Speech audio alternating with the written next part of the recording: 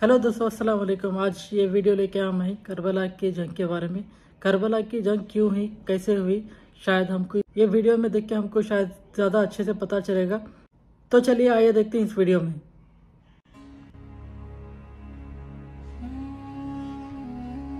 हज़रत अमीर मुआविया रदी अल्लाह ताला अन्हो के विसाल के बाद आपके बेटे यजीद को खिलाफत मिल जाती है।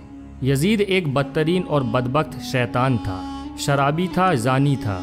यजीद को जब खिलाफत मिली तो यजीद समझ गया कि मेरी इस खिलाफत को हज़रत इमाम हुसैन रदी अल्लाह ताला अन्हो कभी कबूल नहीं करेंगे। इसलिए यजीद ने मदीना मुनव्वरा के गवर्नर वलीद बिन उतबा को ख़त लिखा कि हुसैन इब्ने अली, अब्दुल्लाह इब्ने उमर और अब्दुल्लाह इब्ने ज़ुबैर रदी अल्लाह ताला अन्हो मेरी बैत को माने, अगर वो बात ना माने तो उन पर जुल्म सितम करना।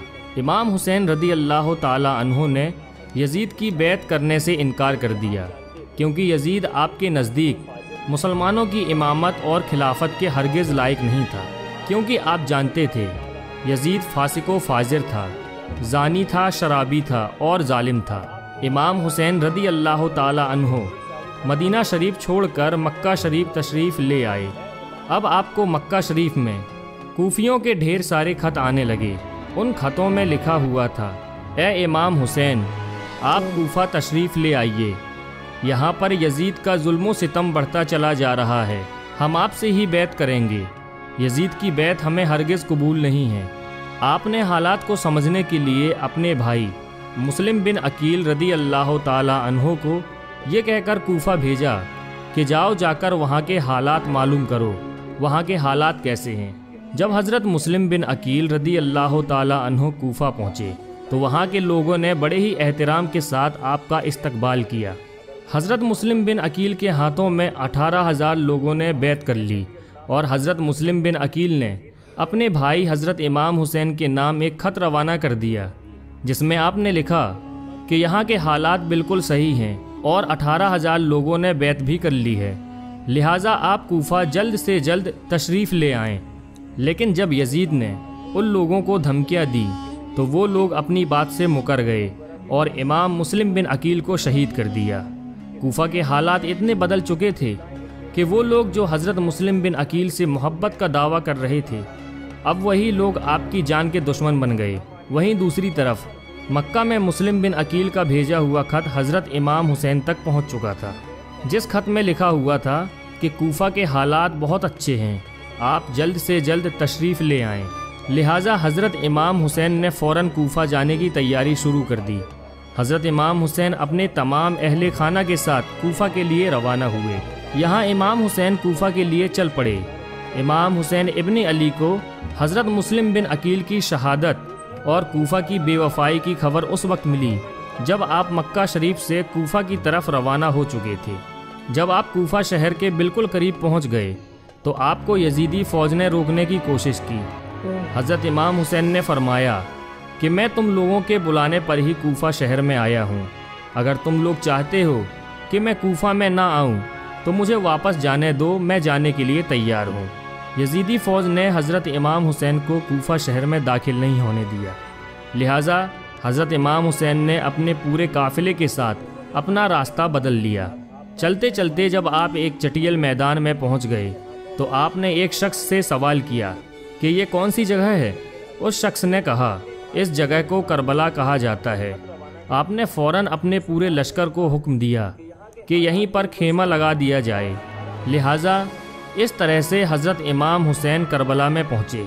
उधर यजीदी फ़ौज को जब इस बात का इल्म हुआ कि हज़रत इमाम हुसैन ने अपना खेमा करबला के मैदान में लगाया हुआ है तो यजीदी फ़ौज ने भी फ़ौरन करबला के मैदान में पहुँचना शुरू कर दिया। यजीद की जो फ़ौज करबला पहुँच रही थी उनकी सिपह सालारी इब्ने साद कर रहा था। हज़रत इमाम हुसैन ने इब्ने साद से कहा कि या तो तुम मुझे यजीद के पास ले चलो या फिर मुझे अपने शहर मक्का वापस जाने दो। लेकिन इब्ने साद ने इन दोनों बातों में से कोई भी बात कबूल नहीं की और वो आपको बैत करने पर मजबूर करता रहा, लेकिन आपने उसकी एक भी बात नहीं मानी। दिन गुजरते गए और 3 मुहर्रम का दिन आ गया। अब जालिम यजीद ने इमाम हुसैन के सामने 22,000 सिपाहियों का लश्कर भेज दिया। दूसरी तरफ حضرت امام حسین کے ساتھ 82 لوگ تھے، جس میں عورتیں اور بچے بھی شامل تھے۔ کتنی حیرت کی بات ہے کہ یزیدیوں میں امام حسین کا اتنا خوف تھا کہ جہاں امام حسین صرف 82 لوگوں کے ساتھ میدان کربلا میں تھے، جس میں عورتیں اور بچے بھی شامل تھے، وہیں یزید نے مقابلے کے لیے آپ کے سامنے 22,000 کا لشکر بھیج دیا، جو کہ امام حسین کے سامنے 100 گنا سے بھی زیادہ تھا۔ امام حسین کے سامنے یزیدی فوج کے حوصلے پست ہو گئے۔ آخرکار انہوں نے یہ فیصلہ کیا کہ اگر امام حسین کو ہرانا ہے تو ان کا پانی بند کرنا پڑے گا، تبھی ان کا مقابلہ کیا جا سکتا ہے۔ دن گزرتے گئے اور 7 محرم کا دن آ گیا، اور 7 محرم کو ہی یزیدی فوج نے امام حسین کے قافلے والوں پر پانی بند کر دیا۔ آپ کو بتاتے چلیں کہ کربلا کے میدان میں پانی کا کوئی بھی انتظام نہیں تھا سوائے نہر فرات کے، لیکن 7 محرم کے دن نہر فرات کا پانی بھی حضرت امام حسین کے خیمے والے لوگوں کے لیے بند کر دیا گیا۔ حضرت امام حسین اور ان کے ساتھ موجود تمام جوان لوگ تو اس پیاس کو برداشت کرتے رہے، لیکن چھوٹے چھوٹے بچے اور عورتوں کا پیاس کی وجہ سے برا حال ہو چکا تھا۔ فوج یزید جو چاروں طرف سے امام حسین کے گھر والے اور تمام ساتھیوں کو گھیرے ہوئی تھی، انہوں نے یہ طے کیا کہ اب 9 محرم کے دن امام حسین کو قتل کر دیا جائے۔ حضرت امام حسین نے حضرت عباس سے کہا، عباس جاؤ یزید کی فوج کے پاس اور ان سے کہو ہمیں ایک رات اللہ کی عبادت کرنے کے لیے دی جائے۔ جب حضرت عباس نے یزیدی فوج سے ایک رات کی مہلت کے لیے کہا تو انہوں نے آپ کی بات مان لی۔ جب تک 9 محرم کی تاریخ آئی تب تک حضرت امام حسین کو یہ یقین ہو چکا تھا کہ یزید کی فوج کا مقصد صرف اور صرف مجھے شہید کرنا ہے، اس کے علاوہ یزید کچھ بھی کرنے کے لیے تیار نہیں ہے۔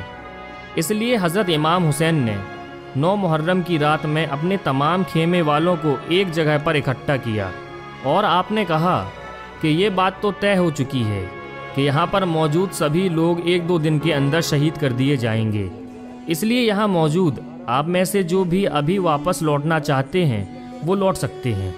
حضرت امام حسین نے فوراً خیمے میں جل رہے تمام دیوں کو بجھوا دیا اور اندھیرا کروا دیا تھا تاکہ جو بھی جانا چاہے وہ بے جھجک چلا جائے۔ تھوڑی دیر بعد جب دیوں کو دوبارہ جلوایا گیا تو سارے کے سارے لوگ بیٹھے آنسو بہا رہے تھے، یعنی کوئی بھی حضرت امام حسین کو چھوڑ کر جانے کے لیے تیار نہیں تھا۔ آخرکار 10 محرم کا دن آیا اور حضرت امام حسین اور یزید کی فوج کے بیچ جنگ ہونا شروع ہو گئی۔ جہاں ایک طرف یزید کی ایک بڑی فوج تھی تو وہیں دوسری طرف امام حسین کے ساتھ صرف 72 لوگ تھے۔ اتنے میں فوج یزید کا حملہ شروع ہو جاتا ہے اور ہر شہید شہادت کا جام پیتا گیا۔ کبھی حر شہید ہوتے ہیں تو کبھی قاسم شہید ہوتے ہیں، تو کبھی علی اکبر شہید ہوتے ہیں، تو کبھی اونو محمد شہید ہوتے ہیں۔ 3 دن کے پیاسے امام حسین کے گھر والے اور تمام افراد یزیدی فوج سے جنگ کرتے رہے اور ایک ایک کر کے شہید ہوتے گئے۔ حضرت عباس علمبردار سے حضرت امام حسین کے 6 مہینے کے بیٹے علی اصغر کی پیاس نہیں دیکھی گئی۔ آپ نے ایک مشکیزہ لیا اور گھوڑے پر سوار ہو کر نہر فرات کے کنارے پہنچ گئے، اور آپ نے ایک مشکیزہ بھر لیا، لیکن جب آپ پانی لے کر واپس لوٹنے لگے تو یزیدی فوج نے آپ کے اوپر لگاتار تیر برسانا شروع کر دیا تھا۔ حضرت عباس جب تک حضرت امام حسین کے خیمے تک پہنچ پاتے تب تک یزیدی فوج نے تیر چلا کر حضرت عباس علمبردار کو شہید کر دیا تھا۔ اس طرح حضرت عباس علمبردار شہید ہو گئے۔ اس طرح ایک ایک کر کے تمام اہل بیت کے نوجوان اور ہاشمی شیر شہادت کا جام پی لیتے ہیں۔ دھیرے دھیرے کر کے جب حضرت امام حسین کے سبھی افراد شہید ہو گئے تو اس کے بعد حضرت امام حسین نے خود میدان میں تلوار لے کر نکلنے کا فیصلہ کیا۔ امام حسین اپنی تلوار سے کافی لمبے وقت تک یزیدی فوج کا اکیلے مقابلہ کرتے رہے۔ حضرت امام حسین کے تنہا ہونے کے باوجود بھی آپ کے مقابلے میں کوئی بھی نہیں آنا چاہتا تھا، اور اس کی صرف ایک ہی وجہ تھی، اور وہ وجہ یہ تھی کہ آپ حضرت علی کے بیٹے تھے۔ اس وقت یزید فوج کے ایک کمانڈر ابن سعد کو یہ یقین ہو چکا تھا کہ ہم کسی بھی طرح سے حضرت علی کے بیٹے کا مقابلہ نہیں کر سکتے ہیں، اس لیے اس نے اپنے تمام فوجیوں کو امام حسین کے اوپر ایک ساتھ حملہ کرنے کا آرڈر دیا۔ تمام لوگ حضرت امام حسین پر ایک ساتھ مل کر حملہ کر رہے تھے، لیکن اس کے باوجود بھی امام حسین لگاتار یہ ثابت کر رہے تھے کہ باطل چاہے تعداد میں کتنا بھی ہو، لیکن وہ حق اور سچ کے مقابلے میں بالکل بھی ٹک نہیں سکتا۔ جب حسینیت اور یزیدیت کے بیچ بڑی ہی خطرناک جنگ چل رہی تھی کہ اسی بیچ میں اچانک سے نماز عصر کا وقت ہو گیا۔ حضرت امام حسین نے ایسے مشکل وقت اور ایسی زخمی حالت میں بھی عصر کی نماز پڑھنے کا ارادہ کیا۔ آپ نے جیسے ہی نماز پڑھنا شروع کیا، یزیدی فوج کو وہ موقع مل گیا جس کا وہ لوگ ایک لمبے وقت سے انتظار کر رہے تھے، یعنی جیسے ہی حضرت امام حسین سجدے میں گئے، شمر جل جوشن نے آپ کی گردن پر تلوار چلا کر آپ کے سر کو جسم سے جدا کر دیا۔ حضرت امام حسین کی شہادت کے بعد یزیدیوں نے آپ کے سر مبارک کو نیزے پہ رکھ کر پورے کوفہ میں گھمایا تھا۔ آپ کے سر مبارک کو گلی گلی میں گھما کر جلوس نکالا گیا تھا۔ کربلا کی اس جنگ میں حضرت امام حسین کے گھر والوں میں سے صرف آپ کی ایک اولاد ہی بچ سکی تھی، جن کا نام حضرت زین العابدین تھا۔ اس کے علاوہ حضرت امام حسین کے گھر کی تمام عورتوں کو قیدی بنا کر کوفہ لایا گیا تھا۔ بھلے ہی اس دن امام حسین کو شہید کر دیا گیا تھا، لیکن آج بھی حضرت امام حسین پوری دنیا میں قیامت تک کے لیے زندہ ہیں۔ یزید ڈوب گیا شام کے اندھیروں میں، حسین چمکے ہیں دنیا میں روشنی کی طرح۔ دوستو، اگر آپ کو یہ ویڈیو پسند آئی ہو تو ویڈیو کو لائک کریں، اپنے دوستوں کے ساتھ شیئر کریں، اور ایسے ہی ویڈیوز پانے کے لیے ہمارے چینل کو سبسکرائب کر دیں۔ دوستو، ملتے ہیں ایک اور نیکسٹ ویڈیو کے ساتھ، جب تک کے لیے اپنا اور گرد و نواح کے تمام ساتھیوں کا خیال رکھیے گا۔ خدا حافظ۔ تو یہ ہے کربلا کا قصہ۔ یوٹیوب پہ کئی سارے ویڈیوز اویلیبل ہے کربلا کی جنگ کے بارے میں، مگر اس والے ویڈیو پہ کئی سارے لوگ ریاکشن بھی بنائے ہیں، تو مجھے لگا کہ اسی والے پہ بنانا صحیح ہوگا۔ اگر آپ کو ویڈیو پسند آئے تو لائک کریے، شیئر کریے، سبسکرائب کرنا نہ بھولیں۔ تب تک کے لیے اپنا بہت سارا خیال رکھیے۔ اللہ حافظ۔